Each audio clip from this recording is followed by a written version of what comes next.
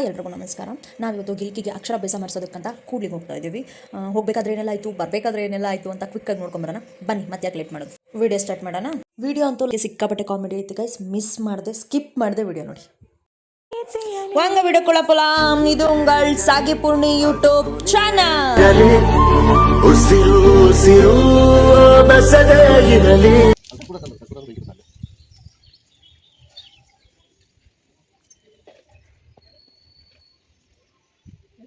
على سريع سلام.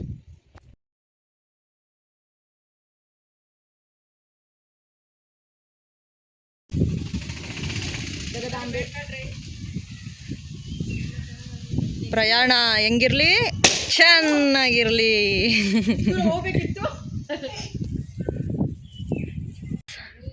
ಇದೇ ನಾವು ಹೋಗೋ ಟಾಟಾ ಐಸ್. ಬೆಂಕಿಪಟ್ಟಣ ಕರ್ಪೂರ ಅಲ್ಲೇ ಕೆಳಗಡೆ ಇತ್ತು, ಫುಲ್ ಪ್ಯಾಕ್ ಮಾಡಿದ್ರು. ಹಾಯ್ ಗೈಸ್,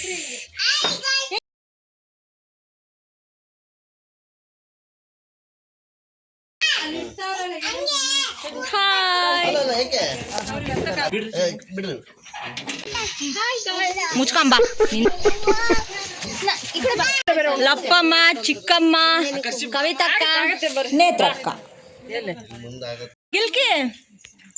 ಹಾಯ್, ಏನಕ್ಕೆ ಹೋಗ್ತಿರೋದು ನಾವು? ಏನಕ್ಕೆ ಹೋಗ್ತಿರೋದು ನಾವು? ಸ್ಲೇಟ್ ಬಳಕ ಇಟ್ಕೊಂಡಿಲ್ಲ ಹತ್ಸಲೆ. ಹಾಯ್ ಅನ್ರಿ, ಹಂಗೆ ನಿಲ್ಸ.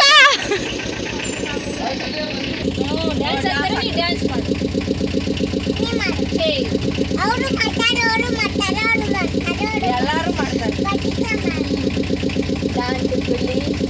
ಸಾಕು, ಅವಳೇ ನೀನು ನೀನೇ ಕೋಡಿ ಮನೆಗೆ ಬಾಯ್.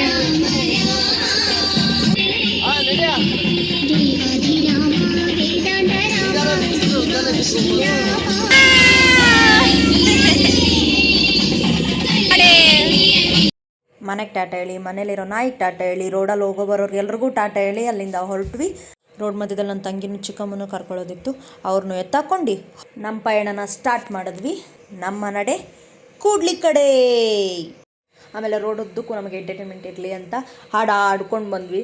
ನಮಗೆ ಮಾತ್ರ ಎಂಟರ್ಟೈನ್ಮೆಂಟ್ ಆಗಿದ್ದು, ಬೇರೆಯವ್ರಿಗೆಲ್ರಿಗೂ ತಲೆ ಚಿಟ್ಟಿಡ್ದೋಗ್ಬಿಟ್ಟಿತ್ತು.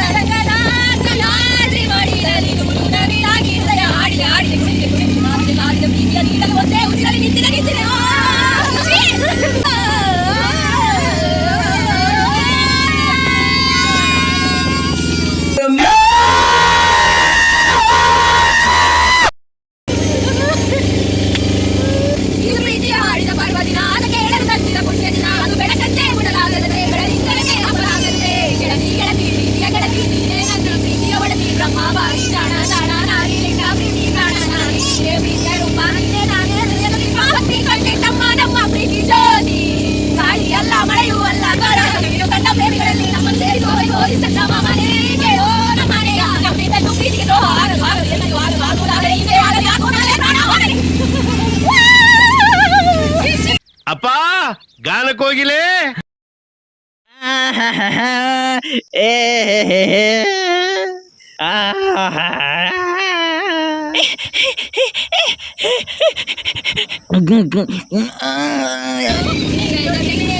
ಹುಷಾರಾಗಿರಬೇಕು, ಚೆನ್ನಾಗಿ ಓದ್ಬೇಕು, ತುಂಬಾ ಪಟ್ಟಿ.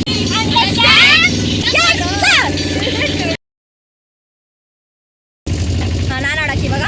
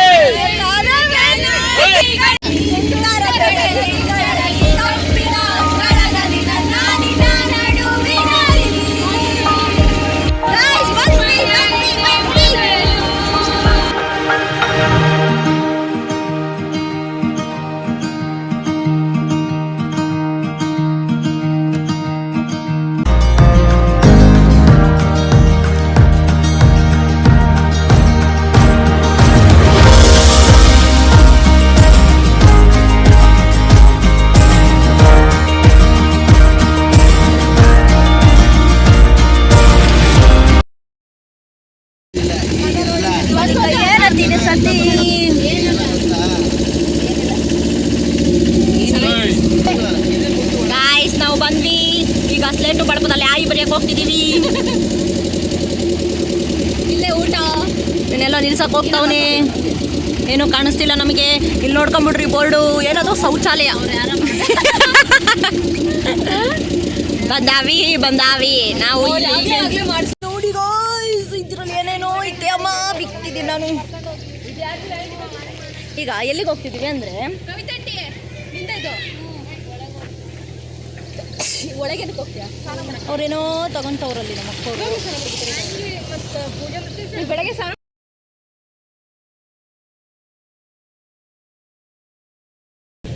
ನಾವಿವಾಗ ನದಿ ಹತ್ರ ಹೋಗ್ತಿದ್ದೀವಿ.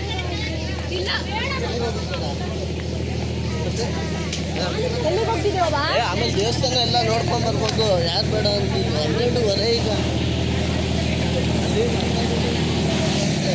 1 ಗಂಟೆ ಒಳಗೆ ಕ್ಲೋಸ್ ಆಗುತ್ತಲ್ಲ. ಮಳೆ ಮಳೆ ಮಳೆ ಬರ್ತೈತಿ. ಸುಮ್ಮನೆ ನಾವು ಓಡೋಗ್ಬೇಕು ಇಸ್ಕೊಂಡು ಓಡೋಗ್ತೀವಿ.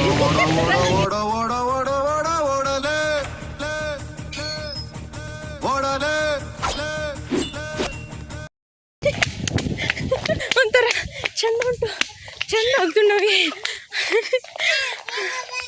ಬೇಗ ಬರ್ತೀವಿ ನೀವು ನಡೀರಿ.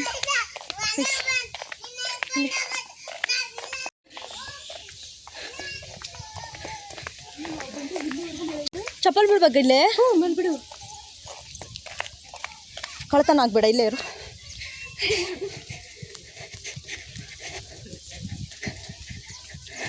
ಎಲ್ಲ ಓಡು ಓಡು. ಗುಯ್ಸ್ ಇಲ್ಲೆಲ್ಲ ನೀರಿತ್ತು, ನೀರೆಲ್ಲ ಕಮ್ಮಿ ಆಗೈತೆ. ಇದನ್ನು ಮುಟ್ಟೋಕಿದೆ ಫುಲ್, ಇದೆಲ್ಲ ಮುಳುಗೋಗ್ತಿದೆ ಗೈಸ್. ಈಗ ನೋಡಿ ನಾವು ಮುಟ್ತಿದ್ದೀವಿ ಗೈಸ್. ನೋಡಿ ಇಲ್ಲಿ ನೀರು ಫುಲ್ಲು, ಒಂಚೂರು ನೀರಿಲ್ಲ ಇಲ್ಲ ಅಂತೀವಿ. ಅದೇ ಯಾವುದು ಎಷ್ಟು ಚಂದ ಇದೆ ವ್ಯೂ ಅಂದರೆ. ಸ್ವಲ್ಪ ಮಳೆ ಬೇರೆ ಬರ್ತೈತೆ, ಸಕ್ಕತ್ತಾಗೈತೆ. ಅಲ್ಲಿ ನೋಡ್ರಿ ಯಾರೊಬ್ರು ಮುಳಿಕೊಂಡು ಬೇರೆ ವಿಡಿಯೋ ಮಾಡ್ತವ್ರಿ. ಮುಳ್ಕೊಂಡು ವಿಡಿಯೋ ಮಾಡೋದಲ್ವಂತ, ಏನೋ ಹುಡುಕ್ತವ್ರಂತೆ ಚಿನ್ನಗಿನ ಸಿಗತ್ತಾ ಅಂತ. ನಾನು ಮುಳ್ಕೊಂಡು ವಿಡಿಯೋ ಮಾಡೋದು ಅಂದ್ಕೊಂಡೆ. ನಮ್ಮ ಗಿಲ್ಕಿ ನೋಡಿ ಗಾಯ್ಸ್.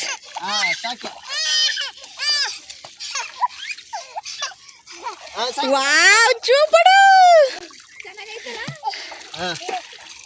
ಇವಳಿಗೆ ಬಟ್ಟೆ ಹಾಕು. ಬಟ್ಟೆ ಗೈಸ್ ನೀರು ತಗೊಂಡು ಹಾಕ್ಬೇಕಂತೆ. ನಿಮ್ಗೊಂಚೂರು ಹಾಕ್ತೀನಿ, ನನಗೊಂಚೂರು ಹಾಕೊಳ್ಳೋಣ. ಬಟ್ಟೆ ಹಾಕು. ಇಲ್ಲಿಂದ ಒಂದು ನದಿ ಬಂದು ಇಲ್ಲಿ ಜಾಯಿಂಟ್ ಆಗುತ್ತೆ. ಆಮೇಲೆ ಇಲ್ಲಿಂದ ಇಲ್ಲೊಂದು ನದಿ ಬಂದು ಇಲ್ಲಿ ಜಾಯಿಂಟ್. ಈ ನದಿ ಬಂದ್ಬಿಟ್ಟು ತುಂಗ ಅಂದರೆ ಎಡ ಸೈಡು, ಈ ನದಿ ಬಂದ್ಬಿಟ್ಟು ಭದ್ರಾ ಅಂದರೆ ಬಲ ಸೈಡು. ಇವೆರಡೂ ಸೇರಿ ಮುಂದೆ ತುಂಗಭದ್ರಾಗೆ ಹರ್ಕೊಂಡು ಹೋಗ್ತವೆ. ಆ ನದಿ ನೀರು ಈ ನದಿ ನೀರು ಸಂಗಮ ಆಗಿರೋದು ನಮಗೆ ಕಾಣಿಸ್ತಿಲ್ಲ. ಎರಡೂ ನದಿ ಬಣ್ಣ ಬೇರೆ ಬೇರೆ ಇದೆ, ಅದನ್ನು ನೋಡ್ಕೊಂಬರೋಣ ಬನ್ನಿ.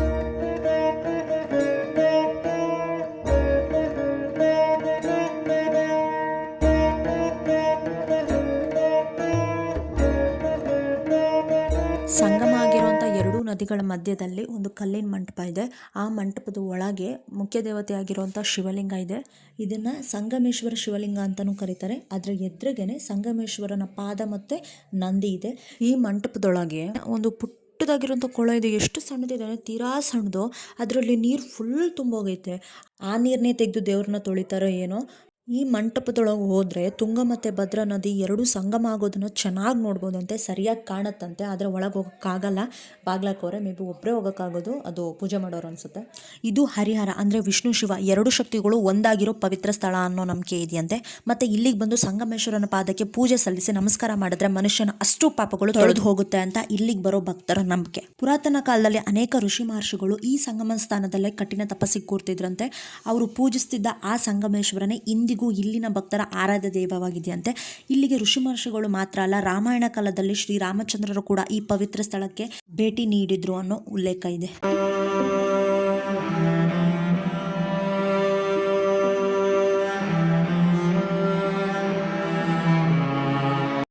ಇನ್ನು ಈ ಎರಡು ನದಿಗಳು ಹೇಗೆ ಹುಟ್ಟಿತು? ಈ ನದಿಗಳಿಂದನೂ ಒಂದು ಕಥೆ ಇದೆ, ಅದೇನು ಅಂತ ನೋಡ್ಕೊಂಬರೋಣ ಬನ್ನಿ. ವರಾಹ ಪುರಾಣದ ಪ್ರಕಾರ ಭಗವಾನ್ ಶ್ರೀ ವಿಷ್ಣು ಹಿರಣ್ಯಾಕ್ಷನನ್ನು ಸಂಹರಿಸಲು ವರಾಹ ಅವತಾರ ತಾಳಿದಾಗ ಭೂಮಿಯನ್ನು ರಕ್ಷಿಸಲು ತನ್ನ ಕೋರೆ ಹಲ್ಲುಗಳ ಮೇಲೆ ಭೂಮಿನ ಎತ್ತಿ ಹಿಡಿತಾರೆ. ಆಗ ಅವರಿಗೆ ಉಂಟಾದ ಬೆವರಿನ ಹನಿ ಹಣೆಯ ಎರಡು ಬದಿಯಿಂದ ಭೂಮಿಗೊಳ್ಳುತ್ತೆ. ಎಡಭಾಗದ ಕೋರೆಯಿಂದ ಹರಿದ ನೀರೇ ತುಂಗಾ ನದಿ, ಬಲಭಾಗದ ಕೋರೆಯಿಂದ ಹರಿದ ನೀರೇ ಭದ್ರಾ ನದಿ. ಉತ್ತರ ಭಾರತದಲ್ಲಿ ಗಂಗೆ ಯಮುನಾ ಸೇರೋ ಪ್ರಯಾಗರಾಜ್ ಅಥವಾ ಕಾಶಿಗೆ ಎಷ್ಟು ಮಹತ್ವ ಇದೆಯೋ ಅಷ್ಟೇ ಪವಿತ್ರತೆ ಈ ದಕ್ಷಿಣದಲ್ಲಿ ಸೇರೋ ತುಂಗಭದ್ರಾ ಸಂಗಮಕ್ಕೂ ಇದೆಯಂತೆ. ಅದಕ್ಕೆ ಇದನ್ನ ದಕ್ಷಿಣದ ಕಾಶಿ ಅಂತಲೂ ಕರೀತಾರೆ. ಪೂಜೆ ಕೊಡ್ತಾರೆ.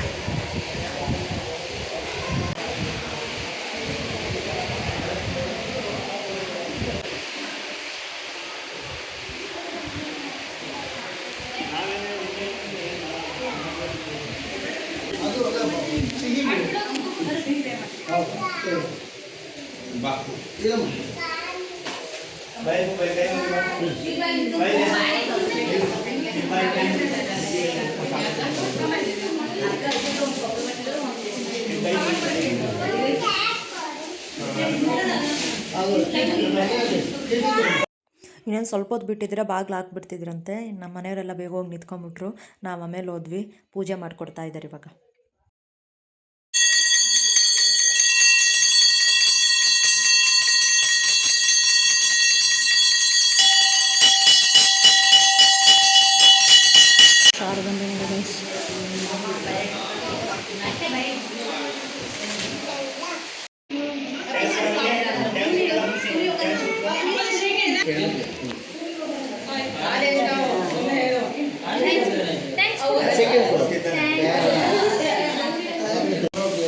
ಗುರುದೇವೋ ಮಹೇಶ್ವರ ಗುರು ಸಾಕ್ಷಾತ್ ಪರಬ್ರಹ್ಮ ತಸ್ಮೈ ಶ್ರೀ ಗುರವೇ ನಮಃ. ಶಾರದಾದೇವಿ ಕಾಶ್ಮೀರ ಪುರವಾಸಿನಿ ತ್ವಾಮಹಂ ಪ್ರಾರ್ಥಯೆ ದೇವಿ ವಿದ್ಯಾದಾನಂಚ ದೇಹಿ ಮೇ. ಮಗು ಕೈಗೆ ಅರ್ಥ ಕೊಡ್ರಿ, ಬರೆಸ್ರಿ. ಶ್ರೀ ಅಂತ ಬರೀರಿ.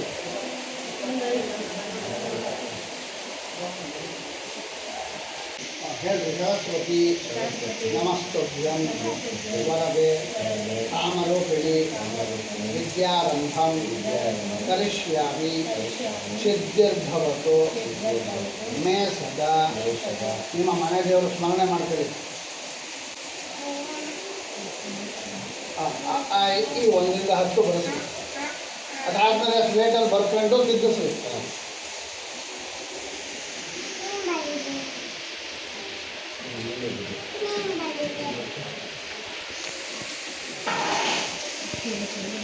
ಅಷ್ಟಕ್ಕೊಂದು ಅರ್ಥ ಇರ್ತವೆ. ಪ್ರಾಕ್ಟಿಸ್ ಮೇಲೆ ಇರೋದು. ಕೆಳಗಿಟ್ಟು ಪ್ರಕಾರ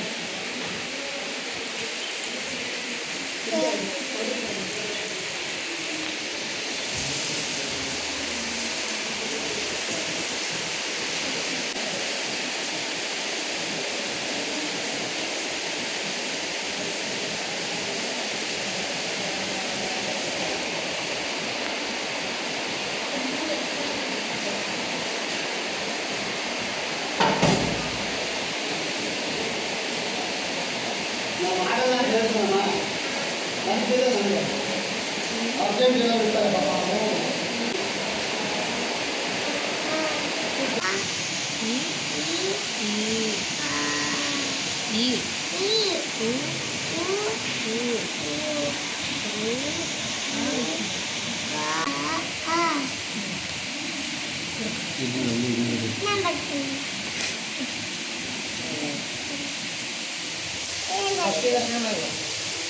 ಬರೀ 1 2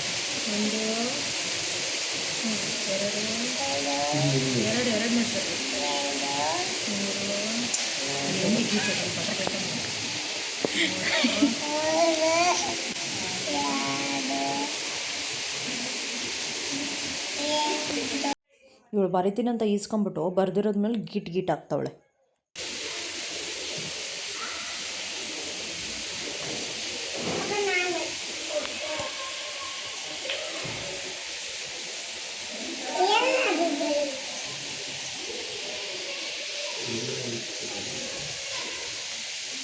ನನಗೆ ಬೀಳ್ತಾವಳೆ.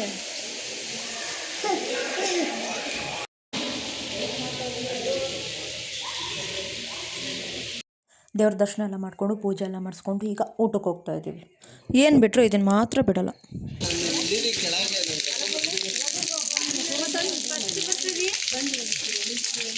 ಬಾರೋ ಕೊಡು.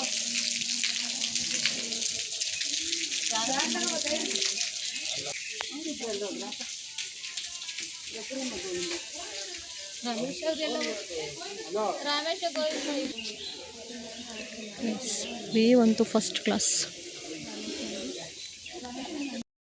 ಗೈಸ್ ಊಟ ಕೊಟ್ಟರು ಸಕ್ಕದಾಗಿತ್ತು. ಅದರಲ್ಲೂ ಪಾಯಸ ಅಂತೂ ಯಪ್ಪ ಇನ್ನೊಂದ್ಸಲ ಇನ್ನೊಂದ್ಸಲ ತಿನ್ನೋಣ ಅನ್ನೋ ಥರ ಇತ್ತು. ಆದರೆ ಅವ್ರು ಪಾಯಸ ಮಾತ್ರ ಎಷ್ಟು ಕೊಟ್ಟರು. ಸರಿಯಾಗಿ ನೋಡ್ಕೊಂಡ್ರೆ ಇವನು ಪಾಯಸ ಪಾಪ ಪಾಯಸ ಕೇಳಕ್ಕೆ ಹೋದ. ಪಾಯಸ ಬೇಕು ಅಂತ ಇನ್ನೊಂದ್ಸಲ ಕೇಳಕ್ಕೆ ಹೋದ. ಭಟ್ರು ಪಾಯಸ ಒಂದೇ ಸಲ ನಡೀರಿ ಅಂತೆ. ಗೊತ್ತಿಲ್ಲ, ಹೋಗಿರ್ಬೇಕು. ಪಾಯಸ ಹೆಂಗಾಗಿದ್ದೀವಿ ಅಂದರೆ, ಈ ಮಳೆಯಲ್ಲಿ ಅರ್ಧ ನಿಂದು ಬಟ್ಟೆ ಎಲ್ಲ ಚಂಡಿ, ತಲೆ ಎಲ್ಲ ಚಂಡಿ, ಒಳ್ಳೆ ಚೆನ್ನಾಗಿಲ್ಲ ಕಣ. ಮಾವಿನಕಾಯಿ ಎಲ್ಲ ಹಣ್ಣಾಗಿದೆ. ಯಾರು ಇನ್ನೊಂದ್ಸರ ವಾಟೆ ಮಾತ್ರ ಬಿಟ್ಟು ನೋಡಿ. ಅಮ್ಮ ನೋಡಿದ ತಕ್ಷಣ ಗೊತ್ತಾಗ್ಬಿಟ್ಟು ಕೊಡೆ ಇದು ನೋಡಿ. ಮತ್ತೆ ಮೇಲೆ ಹೋಗೋದು ನಡಿ, ಕೆಳಗೆ ಎಲ್ಲಿ ಹೋಗಂಗಿಲ್ಲ.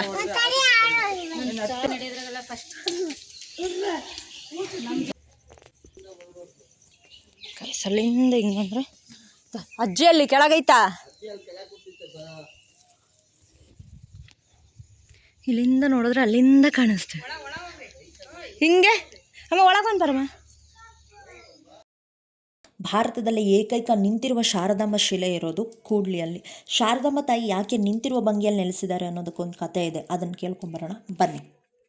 ಶಂಕರಾಚಾರ್ಯರು ಶಾರದಾಂಬ ದೇವಿಯನ್ನು ಶೃಂಗೇರಿಗೆ ಕರೆದುಕೊಂಡು ಹೋಗುವಾಗ ದೇವಿಯು ಮೊಟ್ಟ ಮೊದಲು ನೆಲೆಸಿದ್ದು ಕೂಡಲಿಯಲ್ಲಿ.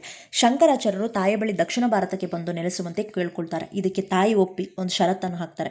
ನಾನು ನಿಮ್ಮ ಹಿಂದೆ ತೇಜಸ್ಸಿನ ರೂಪದಲ್ಲಿ ಬರ್ತೀನಿ, ಆದರೆ ಯಾವುದೇ ಕಾರಣಕ್ಕೂ ನನ್ನ ಹಿಂದೆ ತಿರುಗಿ ನೋಡಬಾರ್ದು. ಎಲ್ಲಿ ನೀವು ನನ್ನ ಹಿಂದೆ ತಿರುಗಿ ನೋಡ್ತೀರೋ ಅದೇ ಕ್ಷೇತ್ರದಲ್ಲಿ ನಾನು ನೆಲೆಸ್ತೀನಿ ಅಂತ ಶಂಕರಾಚಾರ್ಯರ ಹತ್ರ ತಾಯಿ ಹೇಳ್ತಾರೆ. ಇದಕ್ಕೆ ಒಪ್ಕೊಂಡ ಶಂಕರಾಚಾರ್ಯರು ಕೂಡ್ಲಿಗೆ ಬರುವಾಗ ನೀರಿನ ಶಬ್ದದಿಂದ ದೇವಿಯ ಗೆಜ್ಜೆನಾದ ಕೇಳೋದಿಲ್ಲ. ಆಗ ಶಂಕರಾಚಾರ್ಯರು ಹಿಂದೆ ತಿರುಗಿ ನೋಡಿಬಿಡ್ತಾರೆ. ಹೀಗೆ ನೋಡಿದ ತಕ್ಷಣ ದೇವಿಯ ಕೂಡ್ಲಿಯಲ್ಲೇ ನೆಲೆ ನಿಲ್ತಾರೆ. ಅಲ್ಲೇ ಶಿಲೆಯಾದ ದೇವಿಯನ್ನು ನೋಡಿ ಶಂಕರಾಚಾರ್ಯರು ತಮ್ಮೊಂದಿಗೆ ಶೃಂಗೇರಿಗೆ ಬರುವಂತೆ ಬೇಡ್ಕೊಳ್ತಾರೆ. ಶಂಕರಾಚಾರ್ಯರು ಬೇಡಿಕೊಂಡ ಪರಿ ನೋಡಿ ದೇವಿಯು ನವರಾತ್ರಿಯ 10 ದಿನಗಳ ಕಾಲ ಶೃಂಗೇರಿ ಕ್ಷೇತ್ರಕ್ಕೆ ಬರುವುದಾಗಿಯೂ ಉಳಿದ ದಿನಗಳಲ್ಲಿ ಕೂಡಲಿಯಲ್ಲೇ ನೆಲೆ ನಿಲ್ಲುವುದಾಗಿಯೂ ತಿಳಿಸಿರುತ್ತಾರೆ. ಹಾಗಾಗಿ ಕೂಡಲಿಯಲ್ಲಿ ಶಾರದಾಂಬೆಯನ್ನು ನಿಂತ ಭಂಗಿಯಲ್ಲಿ ನಾವು ನೋಡ್ಬೋದು.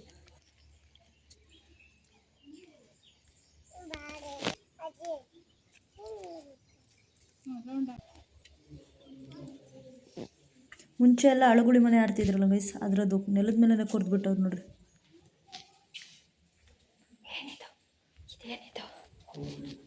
ನಾವೆಲ್ಲಿಗೆ ಬಂದಿದ್ದೀವಿ ಗೊತ್ತಾ? ನೋಡಿ ಗೈಸ್, ನಾವು ಇಲ್ಲಿಗೆ ಬಂದಿದ್ದೀವಿ.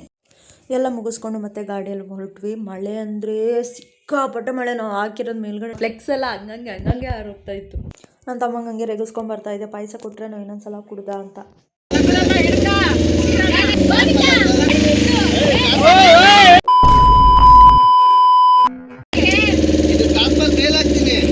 ಎಲ್ಲರೂ ಕಿರ್ಚೋದು ನೋಡಿ ಏನೋ ಆಯಿತು ಅಂತ ಅನ್ಕೋಬೇಡ್ರಿ. ಫುಲ್ ಟರ್ಪಲ್ಲೆಲ್ಲ ಫುಲ್ ಗಾಳಿ ಮೇಲೆ ಆರೋಗ್ತಿದ್ರು. ಒಳಗಡೆ ನೀರು ಹಂಗೆ ಹೊಡಿತಾ ಇದ್ದೆ, ಅದಕ್ಕೋಸ್ಕರ ಕಿರ್ಚ್ತಿದ್ರು. ಸ್ವಲ್ಪ ನಿಧಾನ ಓಡಿಸು, ಇಲ್ಲಾಂದರೆ ನಿಲ್ಲಿಸು, ಟಾರ್ಪಲ್ಲೆಲ್ಲ ಕರೆಕ್ಟಾಗಿ ಹಾಕ್ತೀವಿ ಅಂತ. ಹೆಂಗಿತ್ತು ಚಮಕ್ಕು? ಸಾರಿ, ಅದು ಟರ್ಪಲ್ ಅಲ್ಲ, ಫ್ಲೆಕ್ಸ್.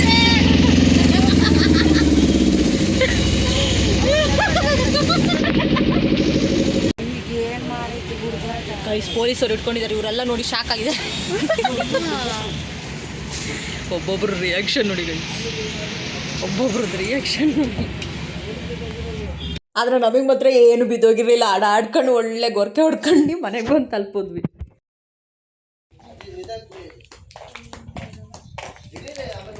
Driver full ಸುಸ್ತಾಗುತ್ತೆ. ಇಲ್ಲಿಗೆ ಈ ವಿಡಿಯೋನ ಎಂಡ್ ಮಾಡ್ತಿದ್ದೀವಿ. ಇಷ್ಟ ಆದರೆ ಲೈಕ್, ಶೇರ್, ಕಮೆಂಟ್ ಮಾಡಿ, ಜೊತೆಗೆ ಸಬ್ಸ್ಕ್ರೈಬ್ ಮಾಡ್ಕೊಳ್ಳಿ ಪ್ಲೀಸ್.